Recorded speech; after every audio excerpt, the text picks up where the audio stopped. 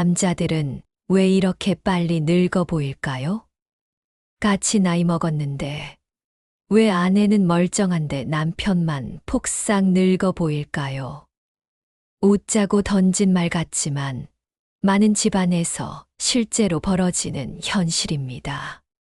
오늘은 남편들이 폭삭 늙어가는 순간들을 이야기해 보겠습니다. 아침 7시 아내는 부지런히 일어나 아침밥 준비도 하고 카톡방에서 친구들과 오늘 점심은 어디서 먹을까 얘기를 나눕니다. 반면 남편은 눈 뜨자마자 찾는 건 리모컨입니다. TV 뉴스를 켜놓고 소파에 털썩 앉아 하루를 시작합니다. 여보, 건강검진 예약해야지. 아내가 얘기해도 남편은 귀찮다는 듯 손만 내젓습니다. 아이, 괜찮아. 난 아직 멀었어. 하지만 현실은 다릅니다. 대장암 검진은 3에서 5년에 한 번씩은 꼭 받아야 하는데 미루다 놓치는 경우가 얼마나 많은지 모릅니다. 남편들 나한테는 그런 일 안 생겨. 하고 방심하다가 늦는 경우가 많죠. 점심때가 되면 혼자 냉장고 문을 열어 남은 반찬에 소주 한 잔 따라 마십니다. 술은 예전처럼 잘 안 받지만 습관처럼 손이 가는 겁니다. 그리고 다시 TV 앞으로. 프로야구 중계, 드라마, 재방송, 뉴스. 이게 하루의 절반을 차지합니다. 아내는 오후에 동네 요가 모임에 나갑니다. 여보, 나 다녀올게. 남편은 그냥 손만 흔듭니다. 그 시간 집안에 남편 혼자 덩그러니 앉아 있습니다. 전화 잘 안 옵니다. 카톡방 아내는 하루에도 수십 개 메시지가 오는데 남편은 알림조차 울리지 않습니다. 은퇴 후 끊긴 동료 관계, 멀어진 친구들. 남편은 점점 없는 사람 취급을 받기 시작합니다. 저녁 밥상에 둘이 마주 앉았습니다. 아내가 반찬을 덜어주면서 말을 꺼냅니다. 오늘 카톡방에서 미경이 아들 결혼한다고 난리였어. 다들 축의금 얼마 낼 거냐고 계산기 두드리더라니까. 아내는 신나게 얘기하는데 남편은 고개만 끄덕이며 밥만 뜨고 있습니다. 대꾸도 없고 웃음도 없습니다. 아내가 숟가락을 내려놓으며 한숨 섞인 농담을 던집니다. 여보, 밥상 앞에 CCTV 달아놨어? 왜 말 한마디도 없이 지켜만 봐? 당신이랑 밥 먹으면 꼭 혼자 뉴스 시청하는 기분이라니까. 묵언 수행하는 스님이랑 같이 밥 먹는 줄 알았네. 농담이지만 남편 가슴에는 묘하게 비수가 됩니다. 내가 집안에서 이렇게 대화에 끼지 못하는 존재가 됐구나. 씁쓸함이 밀려오죠. 사실 이런 순간들이 바로 남편을 폭삭 늙게 만듭니다. 술, 담배도 문제지만 더 큰 문제는 존재감 상실이죠. 아내는 여전히 세상과 연결돼 있는데 남편은 점점 세상에서 밀려나고 있습니다. 건강검진을 미루는 것, 관계를 게을리하는 것, 대화에서 소외되는 것. 이게 바로 남편을 하루아침에 늙게 만드는 생활 패턴입니다. 여러분 주변에도 혹시 이런 모습이 있지 않습니까? 같이 나이 먹었는데 이상하게도 남편이 더 늙어 보이는 경우, 왜 아내는 젊어 보이는데 남편만 폭삭 늙을까요? 같이 나이 먹었는데 왜 아내는 여전히 활기차고 남편만 늙어 보일까요? 이건 단순히 외모 차이가 아니라 삶의 태도와 관계에서 비롯된 차이입니다. 은퇴 이후 아내는 하루가 모자랍니다. 오전엔 요가 모임, 점심엔 친구들과 약속, 오후엔 손주 돌봄이나 성당, 교회, 사찰 모임까지. 스마트폰 카톡방은 쉴 틈이 없습니다. 내일 점심 어디서 먹을까? 다음 주엔 여행 가자. 손주 사진 좀 보내줘. 아내는 이 모든 대화의 중심에 있습니다. 친구들과의 소속감, 손주에게 필요한 존재, 가족의 연결자 역할까지. 자연스레 아내 얼굴은 밝아지고 생활에 활력이 돌죠. 반면 남편은 은퇴 후부터 달라집니다. 통계에 따르면 한국 남성의 60% 이상이 은퇴 5년 내에 동료 관계가 끊어진다고 합니다. 연락이 남는 경우도 대부분 장례식, 병원 이야기뿐입니다. 직장에서 과장님, 부장님 소리 들을 땐 존재감이 있었는데, 이제는 집에서 불리는 순간조차 줄어듭니다. 여보, 리모컨 좀 줘. 아빠, 카드 좀 필요해요. 그나마 불릴 때도 부탁받을 때뿐이죠. 하루 대부분은 TV와 함께 보냅니다. 뉴스, 드라마, 재방송, 야구 중계. 시간은 흘러가는데 몸과 마음은 점점 무거워집니다. 어느 날 손주가 놀러 왔습니다. 아내는 손주와 그림도 그리고 간식도 챙겨주며 활발하게 대화합니다. 남편은 옆에서 TV만 보고 있습니다. 그때 손주가 무심코 묻습니다. 할아버지, 왜 맨날 뉴스만 봐? 말도 안 하고. 아내는 웃으면서 얼버무리지만 남편은 순간 아무 말도 못합니다. 그 작은 질문이 마음을 후벼팝니다. 나는 이제 손주에게도 대화 상대가 아니구나. 며칠 뒤 부부가 동창회에 나갔습니다. 아내의 친구들이 몰려와 말합니다. 어머, 경희 씨는 왜 이렇게 동안이야? 피부도 탱탱하네. 남편에게는 이렇게 인사합니다. 형님, 요즘 건강 괜찮으세요? 많이 연세 드신 것 같아요. 웃으면서 던진 말이지만 남편은 집으로 돌아오는 길에 괜히 툴툴댑니다. 당신 친구들은 왜 꼭 나한테만 그런 소리를 해? 아내는 피식 웃으며 말합니다. 여보, 늙어 보이는 건 내가 아니라 당신이잖아. 그냥 사실을 말한 거야. 남편은 말문이 막히고 씁쓸함만 남습니다. 아내도 사실 힘듭니다. 친구들과 어울리며 웃고 있지만 속으론 남편 걱정이 큽니다. 저 사람, 저러다 병이라도 오면 어떡하지? 나는 이렇게 바쁘게 지내는데 남편은 점점 멀어져 간다. 아내가 활발하다고 해서 무조건 행복한 건 아닙니다. 남편의 존재감이 점점 줄어드는 게 두렵고 안쓰러운 거죠. 같이 나이 들어도 아내와 남편의 노화 속도는 이렇게 다릅니다. 차이는 단순히 외모가 아니라 관계와 존재감에서 갈라집니다. 사람이 늙는 건 주름 때문이 아닙니다. 존재감이 사라질 때 진짜 노화가 시작됩니다. 남편들이 은퇴 후 가장 먼저 맞닥뜨리는 위기, 바로 존재감 상실입니다. 명절에 온 가족이 모였습니다. 밥상머리에서 대화가 끊이지 않습니다. 엄마, 이 반찬 너무 맛있어요. 레시피 좀 알려주세요. 할머니, 저 내일 학교에서 발표 있어요. 응원해 주세요. 아내는 자연스럽게 대화의 중심에 서 있습니다. 자녀와 손주들이 모두 아내를 향해 이야기합니다. 그런데 아버지는요? 옆에서 밥만 뜨고 있을 뿐입니다. 아무도 아버지, 요즘 어떠세요? 라는 말을 하지 않습니다. 잠시 후 손주가 무심코 묻습니다. 할아버지, 리모컨 어디 있어요?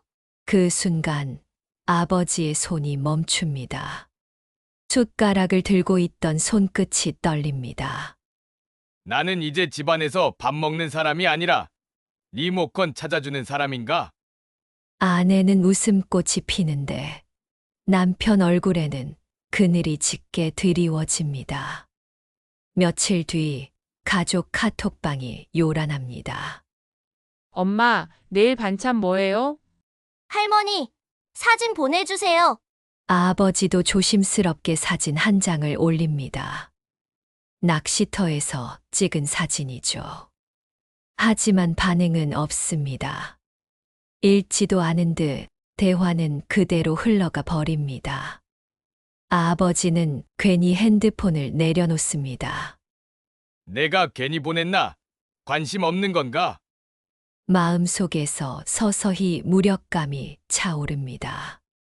과거에는 집안의 큰일을 아버지가 결정했습니다. 집을 샀거나 차를 바꾸거나 자녀 진로를 정할 때 반드시 아버지가 중심이었습니다. 하지만 지금은 어떨까요? 엄마, 이번에 가족 여행은 어디가 좋을까요? 할머니, 용돈 조금만 더 주세요. 아버지가 뒤늦게 끼어듭니다. 그래, 그러면 다녀와라. 하지만 아무도 진지하게 듣지 않습니다. 그저 형식적인 참고인 취급일 뿐입니다. 그 순간 아버지는 깨닫습니다. 내가 이 집의 기둥이 아니라 벽지처럼 배경이 되었구나. 이런 존재감 상실은 단순히 마음만 늙게 하지 않습니다. 연구에 따르면 사회적 고립은 우울증과 치매 위험을 2배 이상 높이고 평균 수명도 7년 짧아집니다. 즉, 존재감을 잃는 순간 몸과 마음이 동시에 늙어버리는 겁니다. 친구들과 모임에서 이런 얘기를 나눈 적이 있습니다. 한 친구가 말합니다. 야, 나는 집에서 배달 기사야. 카드만 내주고 말도 안 시켜. 다른 친구가 맞장구 칩니다. 나는 집에서 고장난 가전제품 같아. 치우자니 애매하고 쓰자니 불편한 존재. 다 같이 웃었지만 그 웃음 뒤엔 씁쓸한 공감이 가득했습니다. 존재감이 사라진 남편, 결국 가족 안에서 없는 듯한 사람이 되어갑니다. 이때부터 노화는 눈에 띄게 가속화됩니다. 존재감을 잃은 남편, 다시 젊음을 되찾는 단 한 가지, 비밀은 무엇일까요? 존재감을 잃은 남편이 다시 젊음을 되찾는 방법, 사실은 단순합니다. 일상에서 지킬 수 있는 작은 습관 3가지만 있으면 됩니다. 남편들이 가장 많이 하는 말이 있습니다. 난 아직 괜찮아. 괜히 병원 가서 병 키운다니까. 하지만 통계는 다릅니다. 한국 남성의 40% 이상이 대장암 검진을 권고 시기보다 늦게 받는다는 조사 결과가 있습니다. 이런 경우 조기 발견이 어렵고 뒤늦게 병을 알게 되면 치료가 훨씬 힘들어집니다. 대장암 검진 3에서 5년마다 한 번, 심장, 혈관 검사, 치매 조기 검사 2년에 한 번. 이 기본만 지켜도 남편은 불안한 존재가 아니라 든든한 버팀목이 됩니다. 아내는 늘 말합니다. 여보, 건강검진 받는 게 결국 나를 위한 게 아니라 우리 가족을 위한 거야. 2번째 습관은 대화 속으로 들어가는 것입니다. 예를 들어 가족 카톡방. 대부분 남편은 읽기만 하거나 아예 초대도 안 되는 경우가 많습니다. 실제로 조사에 따르면 가족 카톡방에서 활발히 대화하는 남성은 25%도 되지 않는다고 합니다. 하지만 남편이 먼저 글을 올려보세요. 오늘 산책하면서 찍은 하늘 사진이야. 이 반찬은 내가 직접 만들었어. 처음엔 반응이 없을 수 있습니다. 그러나 꾸준히 하다 보면 가족들이 인식합니다. 아버지도 우리 대화에 함께한다. 아내와 비교해 보세요. 아내는 이미 손주 사진, 친구 이야기, 요리 레시피로 대화의 중심에 서 있습니다. 남편도 작은 참여를 시작하면 대화의 손님에서 주인공으로 바뀔 수 있습니다. 세 번째 습관은 작은 집안일과 함께하는 루틴입니다. 아내가 요리할 때 옆에서 채소 다듬어 주는 것, 손주와 같이 놀이터에 가는 것, 저녁에 아내와 동네 한 바퀴 산책하는 것. 이건 단순한 집안일 분담이 아닙니다. 당신이 있으니 든든하다. 이 말을 듣게 되는 가장 확실한 방법입니다. 어떤 집에서는 이런 일이 있었습니다. 아내가 카톡방에 사진을 올렸습니다. 오늘 저녁은 내가 만든 김치찌개. 그런데 남편이 댓글을 달았습니다. 내가 파 썰었음. 가족들이 처음엔 웃었지만 그날 이후 작은 습관이 시작됐습니다. 남편은 파만 썰던 사람에서 밥상을 함께 차리는 사람으로 변해갔습니다. 사소해 보이지만 이 세 가지는 단순한 행동이 아닙니다. 건강검진은 몸의 젊음을 지키는 습관, 관계 참여는 마음의 젊음을 지키는 습관, 생활 루틴은 존재감을 지키는 습관입니다. 이 세 가지가 모일 때 남편은 단순히 늙지 않는 게 아니라 다시 살아있는 사람이 됩니다. 남편이 이 세 가지 습관을 가지면 집안에서 달라집니다. 밥상머리에서, 가족 대화에서, 손주와의 놀이에서. 더 이상 없는 듯한 사람이 아니라 중심에 선 사람이 되는 겁니다. 과연 이 세 가지 습관이 집안에서 남편의 위치를 어디까지 바꿔놓을까요? 권력이란 게 뭘까요? 돈, 지위? 아닙니다. 젊음도 권력이고 존재감이 곧 권력입니다. 예전엔 밥상머리에서 말없이 밥만 뜨던 남편. 하지만 작은 습관들을 실천하면서 달라지기 시작했습니다. 오늘 산책하다가 꽃이 피어 있길래 찍어왔어. 남편이 먼저 말을 꺼냅니다. 손주가 눈을 반짝이며 대답합니다. 할아버지, 저도 같이 가요. 꽃 구경하러. 그 순간 남편의 가슴이 뭉클해집니다. 예전에는 밥상머리에서 투명인간 같았는데 이제는 대화의 중심에 서 있습니다. 손주가 밥을 먹다가 갑자기 말합니다. 할아버지, 요즘은 웃으니까 젊어 보여. 그 말을 듣는 순간 남편 눈가가 붉어집니다. 아무 말도 못하고 고개만 끄덕입니다. 가족 앞에서 울컥 올라오는 감정을 간신히 삼킵니다. 그래, 내가 아직 필요한 사람이구나. 아내도 달라졌습니다. 예전에는 속으로 이런 불만이 있었습니다. 내가 혼자 집안 다 떠안고 저 사람은 그냥 TV만 보고 있으니 원망스럽다. 하지만 이제는 다릅니다. 여보, 당신이 같이 움직여주니까 내가 훨씬 덜 힘들어. 예전엔 혼자 같았는데 요즘은 든든해. 아내의 이 말은 단순한 칭찬이 아닙니다. 갈등과 서운함을 넘어 다시 파트너로 인정한다는 의미입니다. 남편은 동창 모임에서도 달라졌습니다. 예전엔 구석에 앉아 듣기만 하던 사람이 이제는 손주 이야기와 건강 습관을 자신 있게 말합니다. 사람들이 고개를 끄덕이며 귀 기울입니다. 야, 너 요즘 진짜 달라졌다. 얼굴도 밝아졌네. 연구에 따르면 사회적 관계를 꾸준히 유지하는 노인은 우울증 발생률이 30% 낮고 평균 수명은 6년 이상 길다고 합니다. 즉, 존재감을 회복한 순간 남편은 단순히 젊어 보이는 게 아니라 실제로 건강하고 오래 사는 길로 들어선 겁니다. 권력이란 게 결국 그렇습니다. 돈이나 지위로 얻는 게 아니라 내가 이 자리에 꼭 필요한 사람이다라는 인정에서 나옵니다.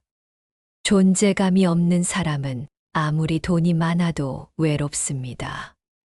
존재감이 있는 사람은 가진 게 없어도 존경받습니다. 젊음도 실력이다. 존재감이 곧 권력이다.